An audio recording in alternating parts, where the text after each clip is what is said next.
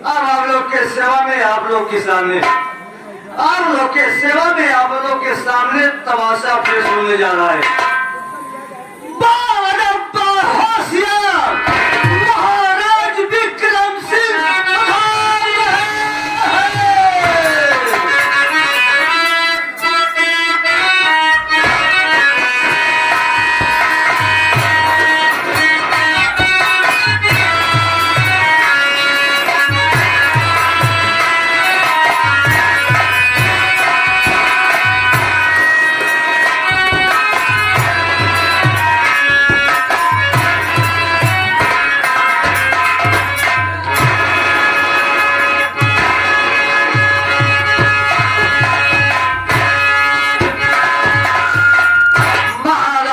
जय जयकार हो महाराज। रामू, हाँ महाराज, क्या बात है? जो कि दरबार में कई प्रकार के आदाब बजा रहे हो और बापू नजर दिखाई पड़ रहे हो। महाराज, आपके रैयत में आपके राज में जिधर देखो उधर आपके नाम के जय जयकार के नारे लगा रहे हैं। सब खुशियां मना रहे हैं। उसी के साथ साथ मैं भी खुशी मना रहा हूँ महाराज। रामू, ठीक कहा। जिस राज में प्रजा दुखी है तो समझो राजा भी दुखी है। हाँ महाराज, प्रजा जो है राजा की संतान होती है। ये राजा का कर्तव्य होता है कि प्रजा की देखभाल बरूबा करना चाहिए। हाँ महाराज। रामू, मैं उधर कर रहने वाला हूँ। मेरा नाम है महाराजा विक्रम सिंह। एक मेरा छोटा भाई है जिसका नाम है पवन कुमार और मेरी महारानी का नाम है श्रीमती पुष्पावती। हाँ महाराज जी। पवन छोटा था तभी माता पिता का स्वर्गवास हो गया। पिताजी मरते वक्त यही कहे गए कि बेटा विक्रम सिंह पवन की परवरिश करना, उसको पढ़ाना लिखाना और होशियार हो जाए तो इसकी शादी कर देना। अच्छी बात है महाराज। इस समय पवन पढ़ लिख के होशियार हो चुका है और सियाना हो चुका है। मेरा विचार कर रहा है पवन की शादी कर दूं, पिताजी के कहे बच्चों का पालन हो जाए, मेरे भी कर्तव्य हो जाए, हल्का हो जाए। हल्का हो जाए महाराज जी। जबकि पवन मुझे भाई नहीं पिता के समान समझता है, मैं भी पवन को भाई नहीं समझता बल्कि अपना बेटा समझता हूँ। बहुत अच्छी बात है महाराज जी। पुष्पावती देवर नहीं बल्कि अपना बेटा समझती है। पवन भी भाभी नहीं भाभी माँ का ही बुलाता है। लेकिन रामू, आज मेरा विचार कह रहा है चल के महल में पुष्पावती से सलाह लूं। देखो पुष्पावती का क्या विचार है। ये तो बहुत अच्छी बात है महाराज जी। इसलिए अगर कोई शुभ काम किया जाता है तो पत्नी से सलाह जरूर लिया जाता है। सलाह लेना बहुत जरूरी होता है महाराज जी। तुम यहाँ का कारभार देखना, मैं चला हूँ महल में पुष्पावती के पास। महाराज जी आप चलिए राजमहल में आराम कीजिए, मैं यहाँ का देखभाल बराबर करता रहूंगा।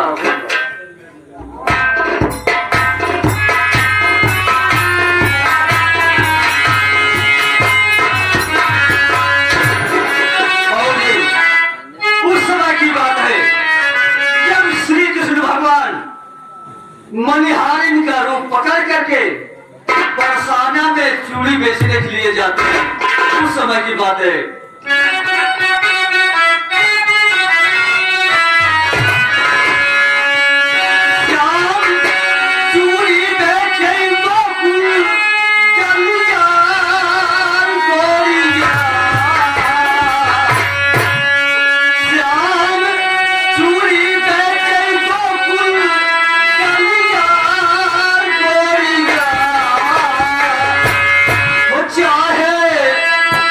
चाहे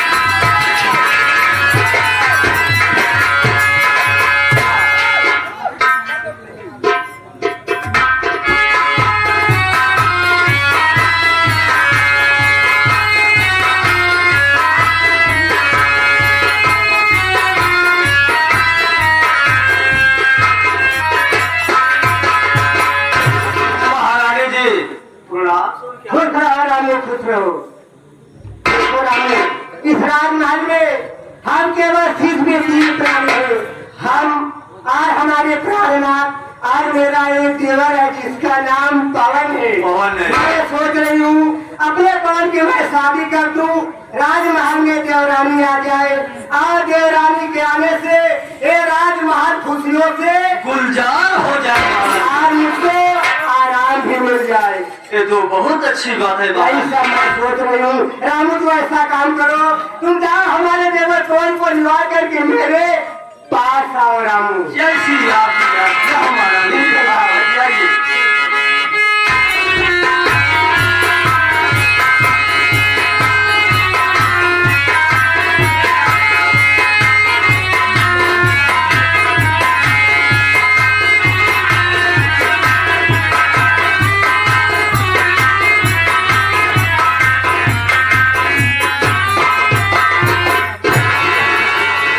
हाँ भाभी जी।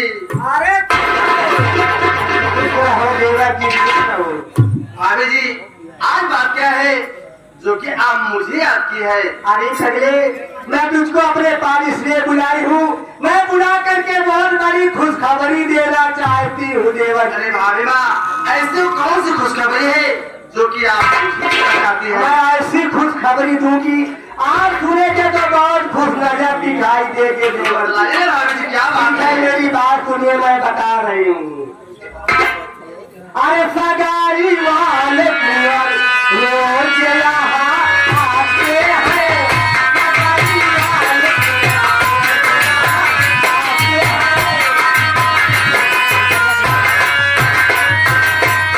सगाई वाले सगाई वाले कुंवर रोज यहाँ आते हैं, आज विवाह रात रहो, या हम मनाते हैं, विवाह रात रहो।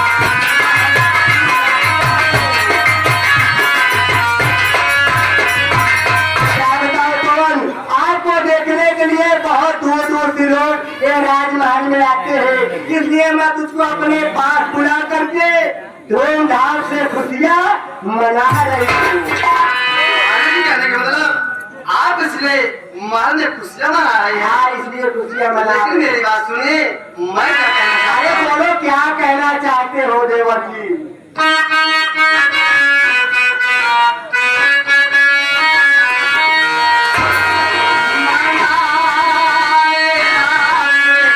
अरे वाह देवर जी, क्या बात कर रहे हैं?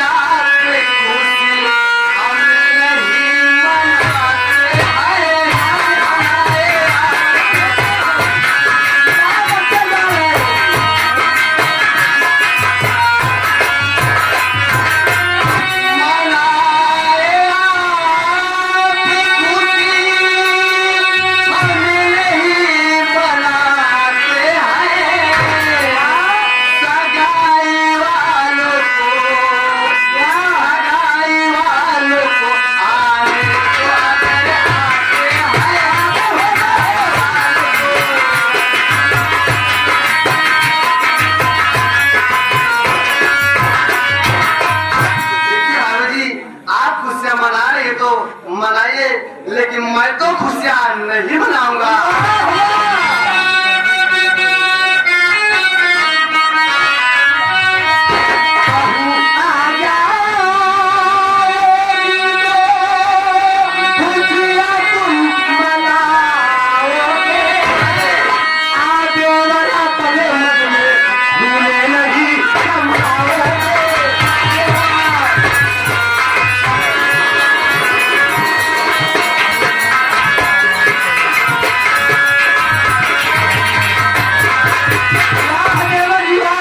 जब बहू रानी राजमहल में आएगी आप बहुत खुश होगे और खुशी के मारे फूले नहीं समाओगे देवर जी। लेकिन भाभी जी, मेरी बात सुनिए, मैं क्या कहना चाहता हूँ? बोलो क्या कहना चाहते हो? नहीं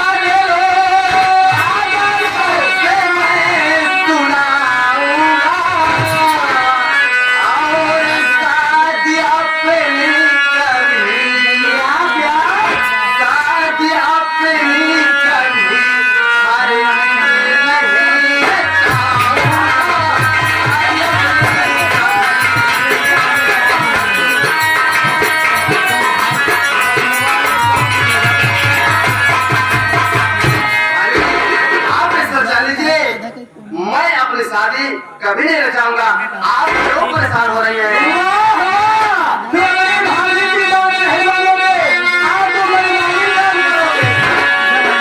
मेरी बात सुनिए देवर जी।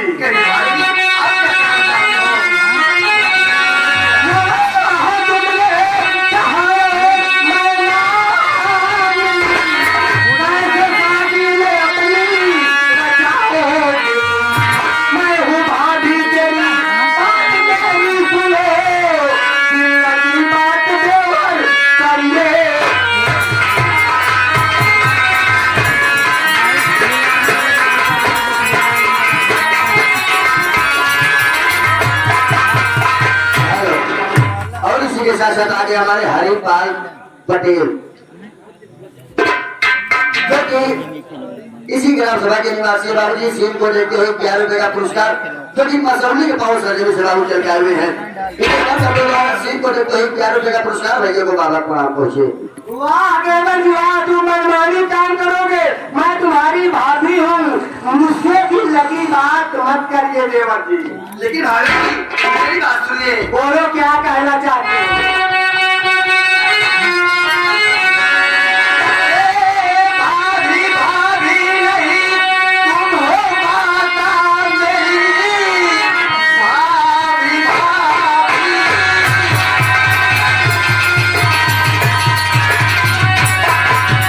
तुम हो माता मेरी।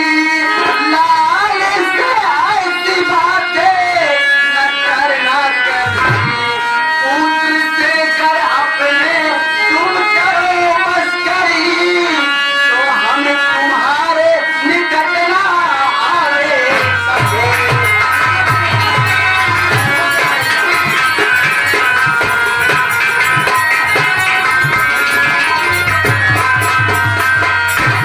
देखिए भाभी जी आप मेरे लिए भारी लेवल की माँ समान है।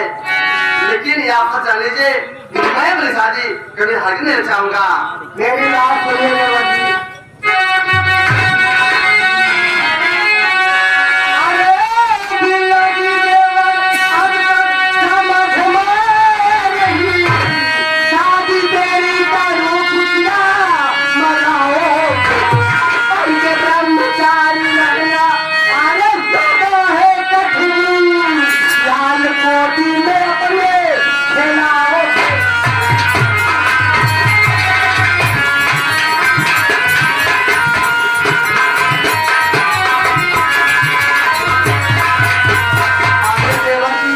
जब देवरानी राजमहल में आएगी कुछ दिन रहेगी, उसके बाद गोद में बच्चा आएगा। तुम खुश हो करके अच्छे ढंग से लाल को खिलाओगे। आज तुम अपनी प्यारी भाभी को ही भूल जाओगे देवर जी। भाभी भी आप जानना चाहते हैं कि मैं अपनी शादी रचाना क्यों नहीं चाहता हूँ। मेरी बात सुनिए।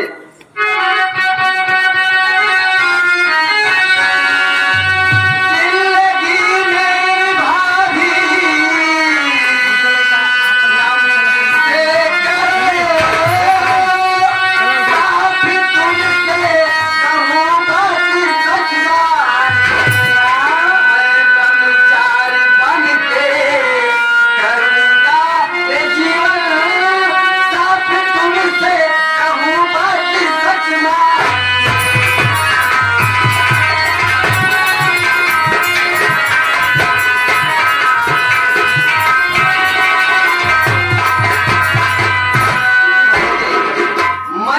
अपने जीवन में शादी इसलिए नहीं करना चाहता हूँ क्योंकि मैं अपने जीवन में अब एक सन्यासी बनकर अपना जीवन बिताऊंगा और आपकी सेवा करूंगा। देवर जी बात सही कह रहे हो, मगर अपने दिमाग से सोचो। कौन ऐसे माता पिता है जो अपने बेटे की शादी नहीं करना चाहते।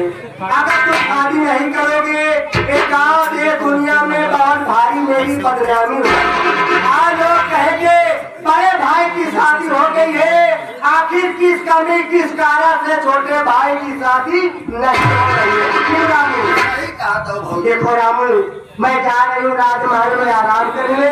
तुम अच्छे ढंग से अपने हिसाब से हमारे देवर जी को समझा देना। ठीक है देवर जी, मैं चाहता हूँ आराम करने। सोच और समझ कर बताना, ये शादी तुझको करना ही पड़ेगा। मालिमा, आप मेरी मालिमा आराम कीजिए, मैं आपसे जरूर बता दूंगा। प्रणाम मालिमा। खुश रहो।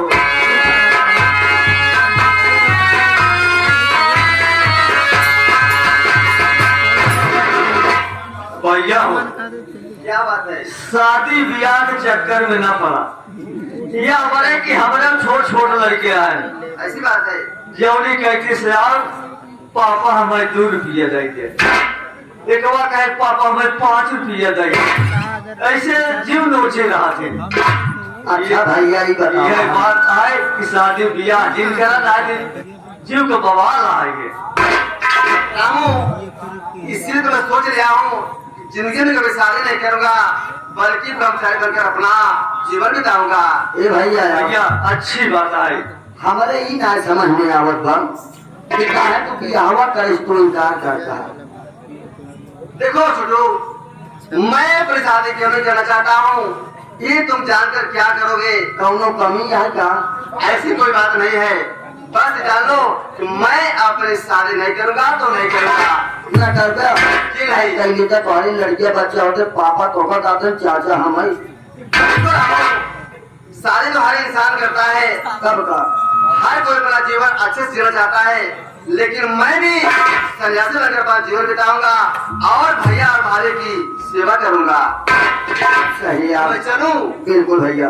भैया ऐसे दिन चला, हमारे दूर दराज से आए हुए भाई साहब ये सब कह रहे हैं हमारे दिनेश मास्टर साहब आ जाएं तो उनके मुखारबिंद से जिस उपलक्ष्य में आए हुए हैं 100 गीत होना चाहिए। बड़ी अच्छी बात है रामू। तो आज अंत बाबूजी, आज हम सब जिस कार्यक्रम के प्रति उपस्थित हुए हैं, आइए उस आत्मा की शांति के लिए 2 लाइन पेश है शुभ गीत।